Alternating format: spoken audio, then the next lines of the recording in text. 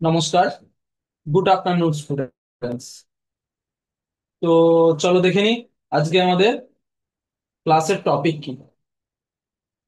দেখো বোর্ডে লেখা আছে, আজকে আমাদের ক্লাসের টপিক আমাদের বোর্ডে লেখা আছে বিকিরণ, রেডিয়েশন, তাপের বিকিরণ। অর্থাৎ তাপ কিভাবে বিকিরণ হয় সেটা আমরা আজকে পড়বো এবং জানবো। ঠিক আছে, অর্থাৎ বিকিরণ বা রেডিয়েশন যেটা, তার ব্যাপারে সম্পূর্ণ তথ্য আজকে আমরা এই ক্লাসের মাধ্যমে জানার চেষ্টা করি। ঠিক আছে, আমি তোমাদের বোঝানোর চেষ্টা করবো এবং তাছাড়াও তোমাদের যদি মনে কোনো রকম প্রশ্ন আসে এই বিকিরণ বা রেডিয়েশনের ব্যাপারে, তো আমাকে সেটা অবশ্যই তোমরা জিজ্ঞাসা করবে। ঠিক আছে, অবশ্যই জিজ্ঞাসা করবে এবং সেগুলোর উত্তর আমি দেওয়ার চেষ্টা করবো। ঠিক আছে। তো এবং আরো একটা কথা হচ্ছে যে আমি তোমাদের হোমওয়ার্ক দিয়েছিলাম, তাই না? আগের দিন ক্লাস এবং বলেছিলাম পরের দিন ক্লাসে সেটা নিয়ে আলোচনা করবো। তো তোমরা ভুলে যাওনি তো? আশা করছি সবাই তোমরা করে এসেছো তোমাদের হোমওয়ার্ক। তো সেটাও কিন্তু আমি এই ক্লাসের শেষে সেই উত্তরগুলো, সেই হোমওয়ার্কের যে প্রশ্নের উত্তরগুলো সম্পর্কে কিন্তু আমি আলোচনা করে দেব। ঠিক আছে। তো এখন আমরা আমাদের ক্লাস শুরু করব। তো ক্লাস শুরু করার আগে আমরা কি করি, একজন মহান ব্যক্তির উক্তি পড়ি। তো চলো আজকেও পড়ে নি, দেখি তিনি কে।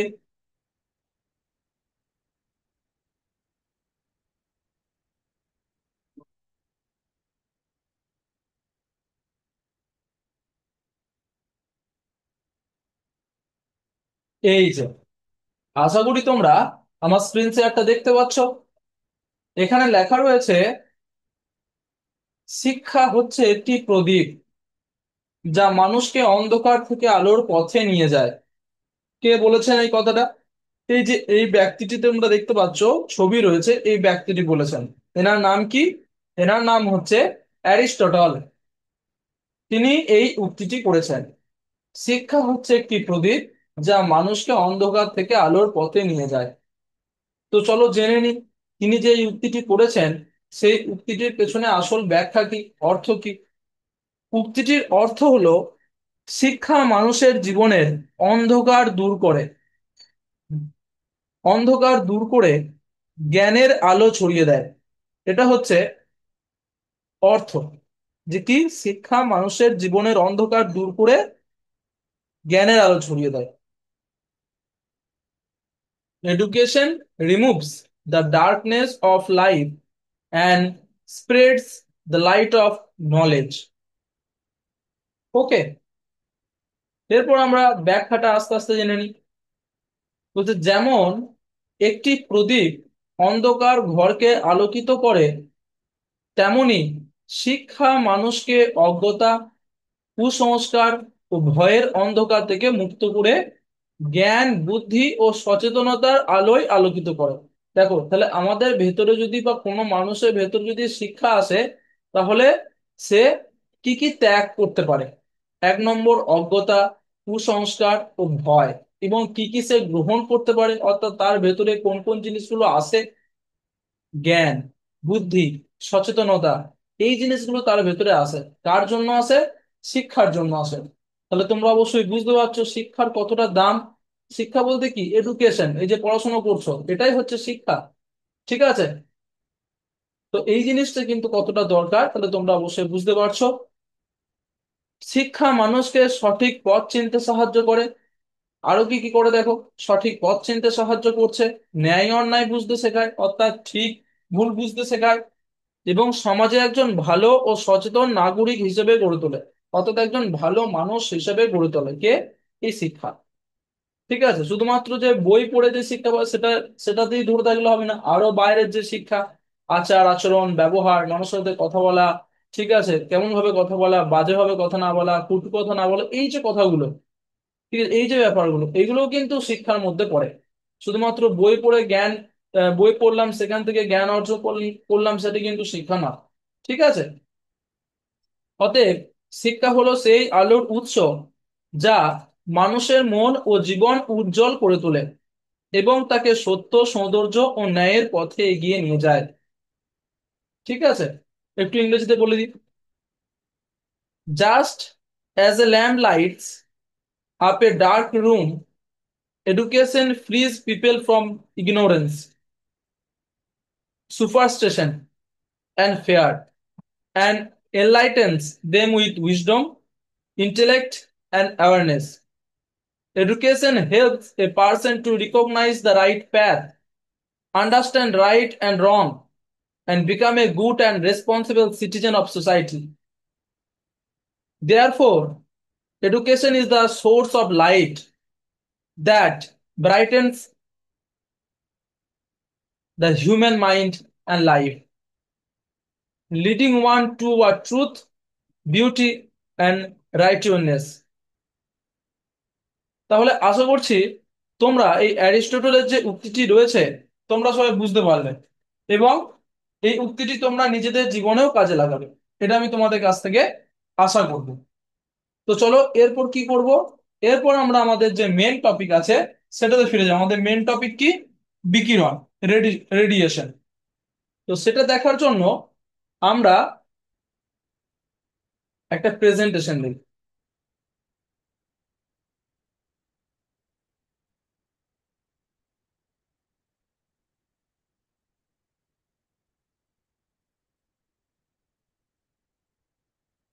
দেখো, তোমরা এখানে দেখতে পাচ্ছ চারিদিকে অনেক ধোঁয়া, তাই না? এবং এখানে কি লেখা রয়েছে উপরে? উপরে লেখা রয়েছে রেডিয়েশন, আর নিচে বাংলায় লেখা রয়েছে বিকিরণ। অর্থাৎ রেডিয়েশনের বাংলা হচ্ছে বিকিরণ। এবার তোমাদেরকে জানতে হবে এই বিকিরণ, যে তাপের বিকিরণের কথা বলছি, এই জিনিসটা কি? তোমরা কি কেউ জানো? একটু বলার চেষ্টা করো। দেখো, রেডিয়েশন হচ্ছে কি, এর সংজ্ঞাটা আমি একটু বলে দিই। বলছে যে প্রক্রিয়ায় তাপ, হিট, কোনো মাধ্যম ছাড়াই, ভালো করে শুনবে, কোনো মাধ্যম, মিডিয়াম যেটা, কোনো মাধ্যম ছাড়াই এক স্থান থেকে অন্য স্থানে সরাসরি যেতে পারে, প্রবাহিত হতে পারে। অর্থাৎ এক জায়গা থেকে আর এক জায়গায়। আগের দিন যে দেখছিলাম আমরা একটা কি, একটা লোহার রডে সামনের দিকটা যখন তাপ দিচ্ছি তখন কিছুক্ষণ পর তার শেষের দিকটা, পিছনের দিকটা একদম শেষের দিকটাও গরম হয়ে যাচ্ছে, কিন্তু তার ভিতরে একটা মাধ্যম আছে, তাই না? তার ভিতরে একটা মাধ্যম ছিল, সেটা কি? লোহার রড। কিন্তু এখানে কোনো মাধ্যম থাকবে না, না লোহার রড থাকবে বা অন্য কোনো ধাতু থাকবে, কোনো কিছু থাকবে না। ঠিক আছে? কি না, এখানে শুধুমাত্র কি হবে না, যে প্রক্রিয়ায় তাপ কোনো মাধ্যম ছাড়াই এক স্থান থেকে অন্য স্থানে সরাসরি যেতে পারে বা প্রবাহিত হয়, তাকে তাপের বিকিরণ বা রেডিয়েশন বলে। ঠিক আছে? দেখো, বলছে the process by which heat is transferred without the help of any medium is called radiation of heat, অর্থাৎ without any medium, without the help of any medium, এটা ভালো করে পয়েন্ট নোট করবে, যে কোন রকম মাধ্যম ছাড়া কিন্তু তাপ এক জায়গা থেকে আরেক জায়গা যাচ্ছে, সেটাই হচ্ছে কি, সেটাই হচ্ছে তাপের বিকিরণ ঘটছে, বা সেটাই হচ্ছে তাপের বিকিরণ। বুঝতে পারলে? আরো সহজ ভাষায় বলা যায়, একটা উদাহরণ দিয়ে বলছি। ধরো সূর্যের তাপ পৃথিবীতে পৌঁছায়, সূর্য থেকে তাপ পৃথিবীতে আসছে, প্রত্যেক দিন আসছে, ঠিক আছে? যার জন্য আমরা রোদ যেটাকে বলি, গ্রীষ্মকালে রোদে বেরোনো যায় না, আবার শীতকালে সেই রোদই আমাদের ভালো লাগে গায়ে নিলে। এই যে এইগুলো, এই যে রোদ, তাহলে ওটাই হচ্ছে তাপ, হিট। কিন্তু তার মাঝে কোনো পদার্থ বা মাধ্যম নেই, পুরোটাই শূন্যস্থান। আমরা তো জানি মহাকাশ, মহাকাশ কি? পুরোটাই শূন্যস্থান, অর্থাৎ পৃথিবী এবং সূর্যের মাঝে মাঝে একটা বিরাট গ্যাপ আছে, একটা বিরাট বড় ফাঁক আছে। ঠিক আছে? তার মাঝে কি আছে? কিচ্ছু নেই, বায়ু অব্দি নেই, অর্থাৎ হাওয়া অব্দি নেই। ঠিক আছে? তাহলে পুরোটাই হচ্ছে শূন্যস্থান। এটাকে কি বলছে? তাহলে তাহলে কিন্তু কোনো মাধ্যম ছাড়াও কিন্তু সূর্যের যে আলো বা তাপ পৃথিবীতে আসছে, তাই না? আসছে তো, কোনো মাধ্যম ছাড়াই আসছে। কোনো মাধ্যমও নেই। সেটাই হচ্ছে তাপের বিকিরণ, সেটাই বোঝাতে চেয়েছে তাপের বিকিরণ, এইভাবে কিন্তু হয়। The heat from the sun reaches the earth even though there is no medium, only space between them. This process is called radiation. ঠিক আছে? এরপর আমরা কি করব না, বিকিরণের মূল যে বৈশিষ্ট্যগুলো আছে সেগুলো একটু দেখে নেব। কোথায়? বোর্ডে একটা একটা করে লিখে দেবো, তোমরা নোটস করার চেষ্টা করো। দেখো, প্রথমেই বলছে 1 নম্বর, এখানে বৈশিষ্ট্যগুলো লিখি।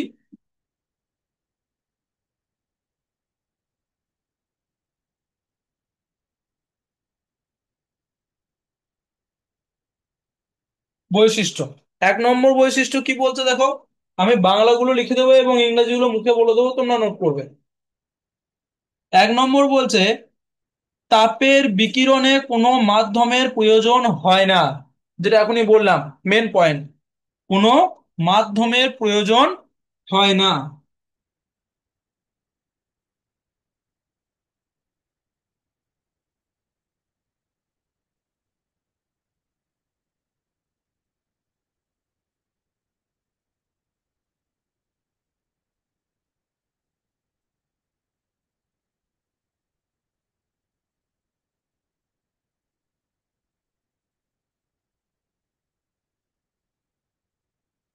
এটা হচ্ছে 1 নম্বর পয়েন্ট, যে কোনো মাধ্যমের প্রয়োজন হয় না। ঠিক আছে? ইংরেজিতে বলছে no medium is required for radiation, for radiation, কোন রকম মিডিয়াম, মাধ্যমের প্রয়োজন হয় না। 2 নম্বর যায়, এটি শূন্য স্থানেও ঘটতে পারে, অর্থাৎ কোথায়? মহাকাশ, যেমন শূন্য স্থান, সেখানেও ঘটতে পারে। তাহলে কি লিখবো? এটি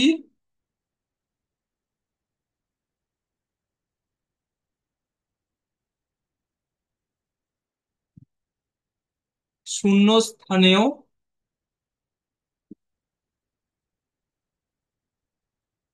ঘটতে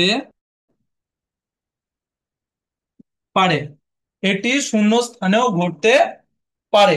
ঠিক আছে?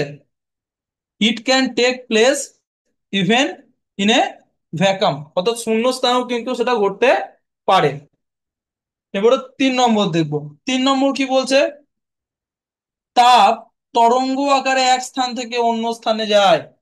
পয়েন্টগুলো নোট করবে, এগুলো দিয়ে প্রশ্ন শেষে কিন্তু আমি ওয়ার্ড ওয়ালের সাহায্যে তোমাদের জিজ্ঞাসা করবো। ঠিক আছে? তাহলে 3 নম্বর পয়েন্ট এখানে লিখছি।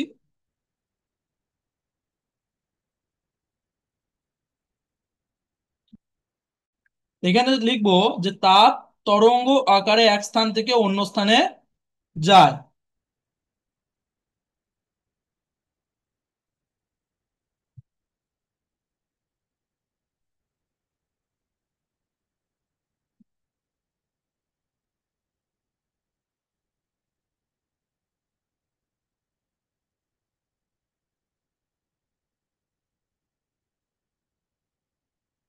অন্য স্থানে কি আকারে যায়?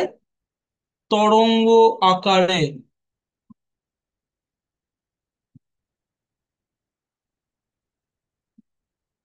তরঙ্গ আকারে যায়।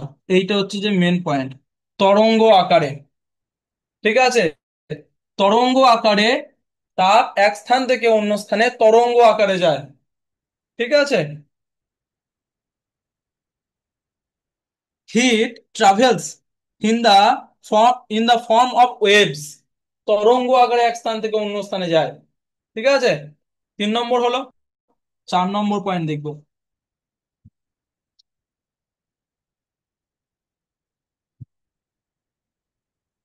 এরপর বলছে বিকিরণ সোজা রেখায় চলে, অর্থাৎ সরাসরি রেখায় চলে, সোজা রেখা, উল্টো পাল্টা অর্থাৎ এঁকে বেঁকে যায় না। বিকিরণ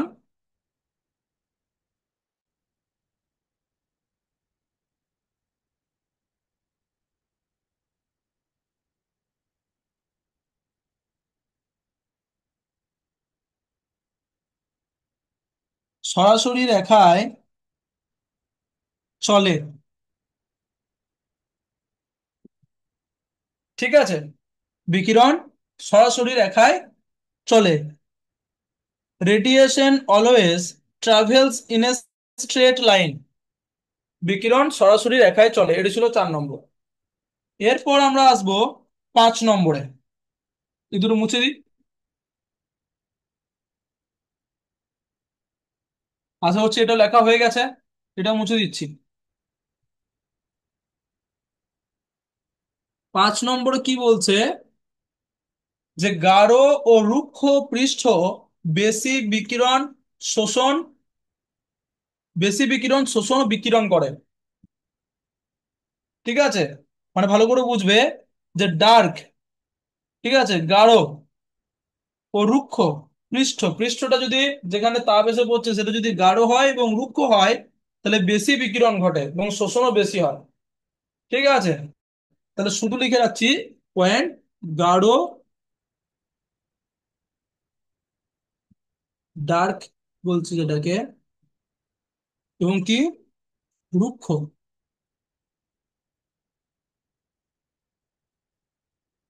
রাফ।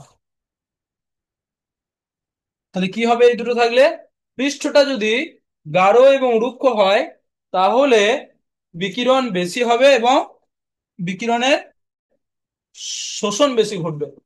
ঠিক আছে,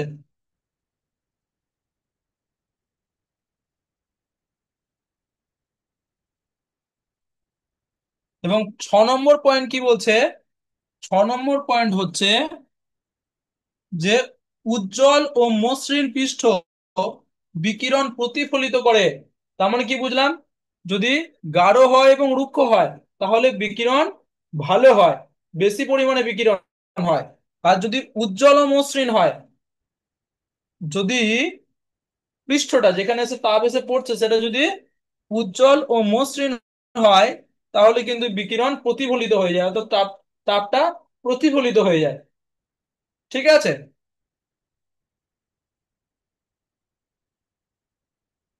উজ্জ্বল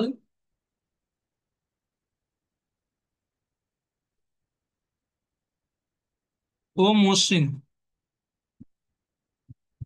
পৃষ্ঠ বিকিরণ প্রতিফলিত করে।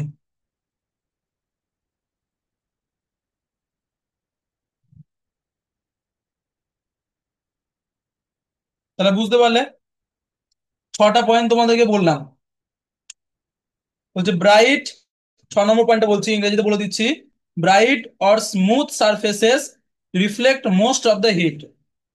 হিটটাকে রিফ্লেক্ট করে দেয়।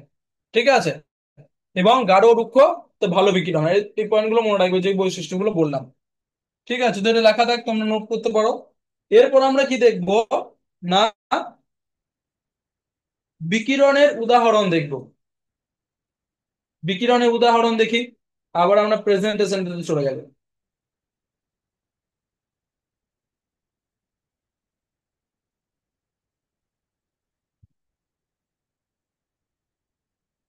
দেখো, এখানে তোমরা 4টে ছবি দেখতে পাচ্ছ। প্রথম ছবিটাতে কি রয়েছে, এটা একটা হচ্ছে হিটার। ঠিক আছে, বৈদ্যুতিক হিটার, এটা ইলেকট্রিক হিটার। এর সাহায্যে কি হয়, রুম গরম, অর্থাৎ ঘর গরম করা হয়।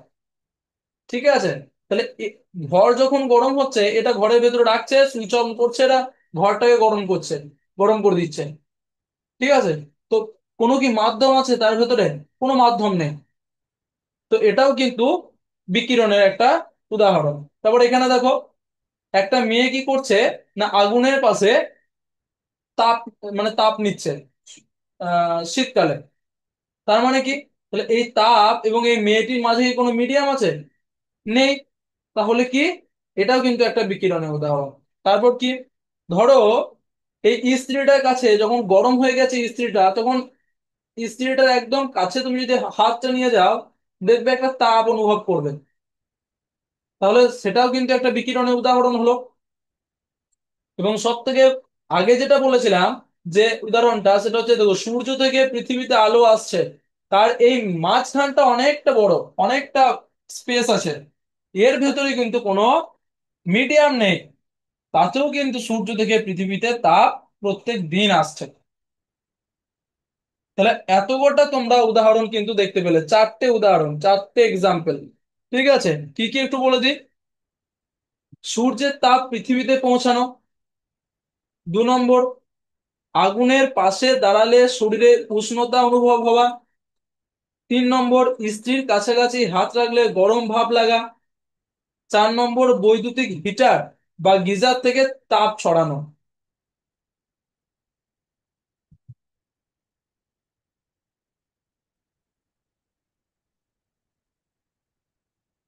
ইংরেজিতে বলে দিন। Number 1, heat from the sun reaching the earth. Number 2, feeling warm near a fire. Number 3, feeling heat near an electric iron without touching it. এবং number 4, heat from an electric heater spreading in the air. তাহলে বুঝতে পারলে, এই চারটে কিন্তু কিসের উদাহরণ, এগুলো কিন্তু হচ্ছে বিকিরণ বা রেডিয়েশনের উদাহরণ। ঠিক আছে, এরপর আমরা আবার একবার বোর্ডে চলে আসবো। বোর্ডে আমরা কি দেখবো এখন, যে বিকিরণ প্রক্রিয়ার ধাপ। এটা খুব সহজ, ইজি। একটু এটা ছবি এঁকে দেখিয়ে দেবো।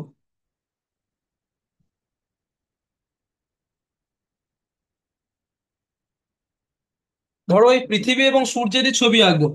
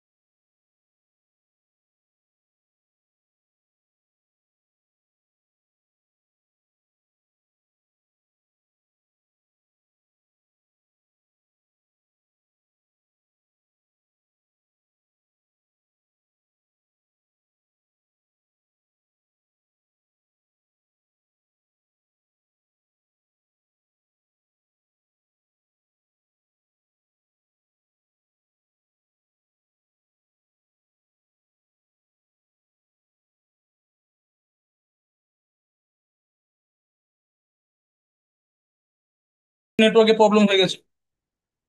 তারপরে দেখো, তারপর তাপ নির্গমন করলো এই সূর্য। তারপর কি হলো, তারপর হচ্ছে তাপ,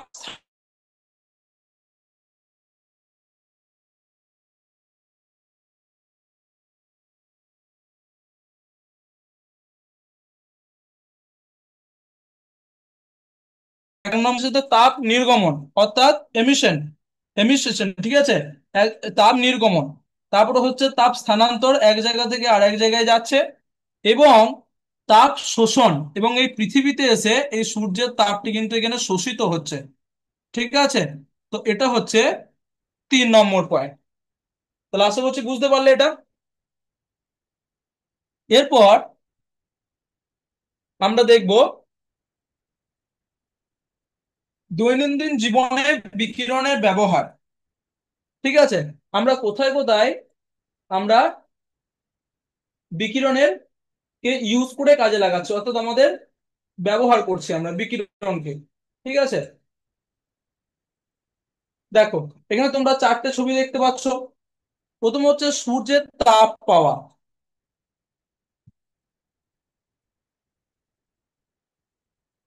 সূর্যের তাপ পাওয়া, পৃথিবীতে জীবনের জন্য সূর্য থেকে তাপ পাওয়া, তাপই প্রধান উৎস। ঠিক আছে, এই যে সূর্য থেকে তাপ পাওয়া, সূর্য থেকে তাপ আসছে। ঠিক আছে, তাহলে প্রত্যেকটা জীবের জন্য সূর্যের আলো দরকার। ঠিক আছে, গাছেদের জন্য দরকার, সেটা সবাই তোমরা ভালো করে জানো। তো এখানেও কিন্তু কোন পদ্ধতিতে তাপ আসছে, তাহলে এই যে এখনই ছবি এঁকে দেখালাম, এটা হচ্ছে কিন্তু বিকিরণ পদ্ধতিতে। ঠিক আছে, বুঝতে পারলে।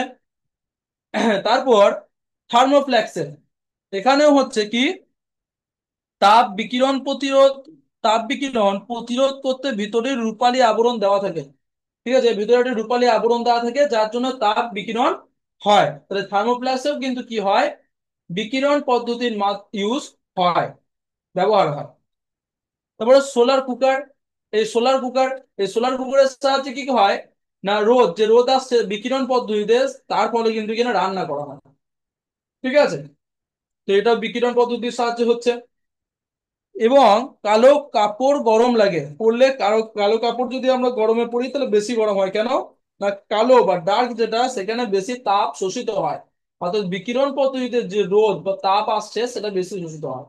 তাহলে বুঝতে পারছো, তাহলে এই যে চারটে উদাহরণ দেখলে এগুলো সবই কিন্তু ব্যবহার, রেডিয়েশন বা বিকিরণের ব্যবহার। ঠিক আছে, এরপর তোমাদের মুখে একটু বলে দিই যে বিকিরণ প্রতিরোধের পদ্ধতি, অর্থাৎ বিকিরণকে কিভাবে প্রতিরোধ করা হয়। এক নম্বর হচ্ছে চকচকে বা রূপালী আবরণ দেওয়া, use shiny or silvery coatings. ঠিক আছে, দু নম্বর উজ্জ্বল পৃষ্ঠ ব্যবহার করা, বৈশিষ্ট্যতে বলেছিলাম উজ্জ্বল বা চকচকে পৃষ্ঠ হলে সেখানে বিকিরণ হয় না বা হলেও খুব কম হয়, তাই উজ্জ্বল পৃষ্ঠ ব্যবহার করা। তিন নম্বর প্রতিফলিত পদার্থের ব্যবহার, যেমন থার্মোফ্ল্যাক্স, প্রতিফলিত পদার্থের ব্যবহার, এইগুলো ব্যবহার করলে কি হবে, বিকিরণ কম হবে। ঠিক আছে,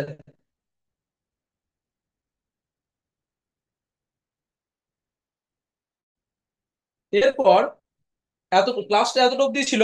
এরপর আমরা আমি তোমাদের যে হোমওয়ার্কটা দিয়েছিলাম সেটা একটু দেখি, উত্তরগুলো একটু আলোচনা করি। তোমরা মিলিয়ে নাও যারা করে নিয়ে আসছো, এবং যারা করে আনতে পারোনি তারা লিখে নাও উত্তরগুলো। প্রথমে রয়েছে রান্নার পাত্রের হাতল সাধারণত কোন পদার্থে তৈরি হয়, বলো তো, কোন পদার্থে তৈরি হয়? লোহার?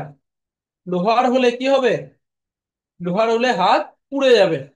বি, কাঠ বা প্লাস্টিকে, তাহলে এই option B, wood or plastic, এটা হচ্ছে সঠিক। ঠিক আছে, সঠিক উত্তর।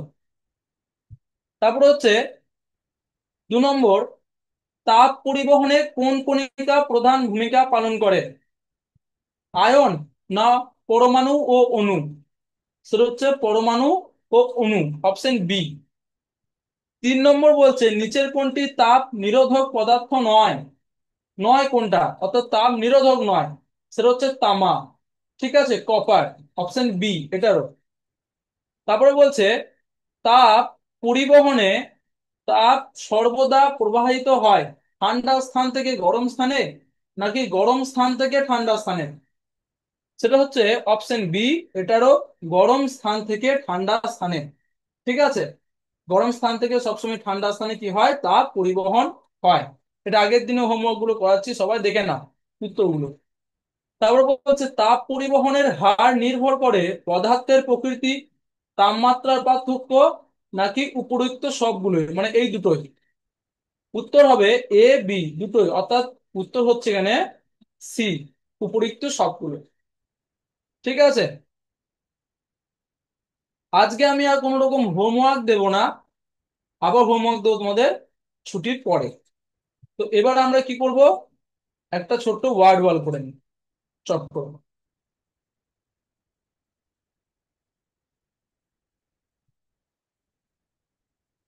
দেখো, আশা করছি তোমরা দেখতে পাচ্ছ।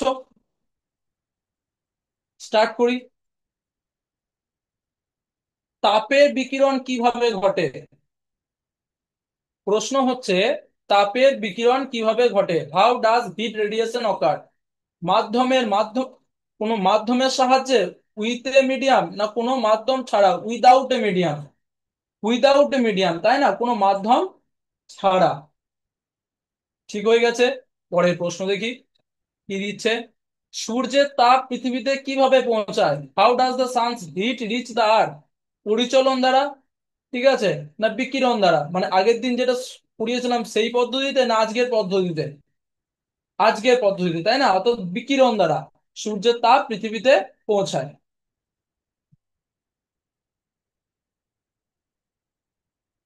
পরের প্রশ্ন, বিকিরণের তাপ কোন রূপে স্থানান্তরিত হয়? কণার সংঘর্ষে নাকি তরঙ্গ আকারে? বলো তো।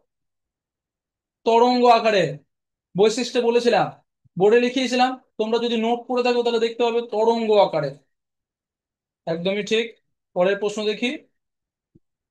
নিচের কোনটি তাপের ভালো বিকিরক? কোনটা? উজ্জ্বল ও মসৃণ পৃষ্ঠ, না কালো ও রুক্ষ পৃষ্ঠ? কালো ও রুক্ষ পৃষ্ঠ, ব্ল্যাক অ্যান্ড রাফ সারফেস, তাই না? একদমই ঠিক। পরের প্রশ্ন দেখি। উজ্জ্বল ও চকচকে পৃষ্ঠ তাপের বিকিরণ সম্পর্কে কি করে? তাপ শোষণ করে না তাপ প্রতিফলিত করে? বলেছিলাম উজ্জ্বল ও চকচকে তাপ প্রতিফলিত করে দেয়, তাপ ধরে রাখতে পারে না, বিকিরণ হতে দেয় না ভালো করে, তাই উজ্জ্বল ও চকচকে পৃষ্ঠ তাপ প্রতিফলিত করে। একদমই তাই। পরের প্রশ্ন দেখি। কোন রঙের কাপড় রোদে বেশি গরম লাগে? এটা তোমরা সবাই জানো। সাদা না কালো? কালো। Next question. বিকিরণে কোন ধরনের রশ্মি ব্যবহৃত হয়? অবলোহিত রশ্মি না অতিবেগুনি রশ্মি? এটা একটা, এটা আমি দিইনি, মানে এটা আমি পড়াইনি, বাট এটা এক্সট্রা তোমাদের জানার জন্য আমি দিয়েছিলাম প্রশ্নটা। মনে রাখবে এটা হচ্ছে অবলোহিত রশ্মি।